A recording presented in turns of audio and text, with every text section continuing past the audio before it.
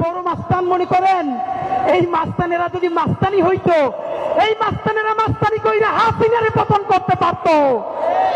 এরা মাস্তান না, এরা সিটকে চোর, এরা চাঁদাবাজ, এরা ছোট ডাকাত, এরা মাফিয়া, এরা ব্যাংক লুটেরা।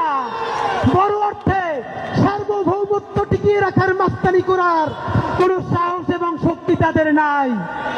অনেকে আমাদেরকে বলে অমুক নেতা 15 বছর লড়াই করছে, আর হাতিরা তখন কই ছিল? লড়াই যদি করলেন আপনাদের এত ব্যাংকের ব্যবসা টিকে থাকলো কেমনে? যারা লড়াই করছে সাতক্ষীরায় আমার ভাই বোনদের বাড়ি লড়াই করার কারণে বুলডোজার দিয়ে ঘুরাই দেওয়া হয়েছে। এই ঢাকায় যারা স্বাধীনতার পক্ষে দাঁড়াইছে, হেফাজতের রাত্রে মানুষের পক্ষে দাঁড়াইছে, তাদের ব্যবসা বাণিজ্য লুট করা হয়েছে। তাহলে এত বড় বিপ্লবী এখন হইলেন, এতগুলো ব্যাংক, এত বিমা, ঢাকায় এত হোটেল, এত ব্যবসা বাণিজ্য কেমনে চালাইলেন ভাইয়েরা? এই সব কথা বলে আমাদের পিছনে লাগে লাভ নাই।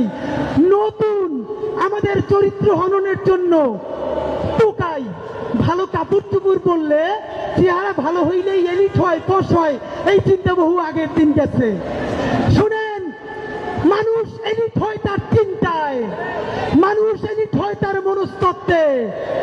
ভালো কাপড় চুপড় সব থেকে সন্ত্রাসী দুনিয়া সিনার চাইতে বেশি কেউ পড়তো না।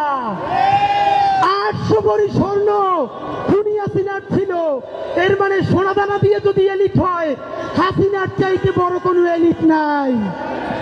নতুন এলিট সম্ভ্রান্ত, সম্ভ্রান্ত এবং সম্মানিত, এর সংজ্ঞা ঠিক করবে। কে কত সৎ, দায়িত্ব নিয়ে বলছি, চ্যালেঞ্জ করে বলছি। অনেকে বলেন আমরা নাকি সততা সেল করি। ভাইয়েরা, সততা বেচি বেচি বলতে কোনো দ্বিধা নাই। যদি সাহস থাকে আপনারাও সততা বিক্রি করে দেখান।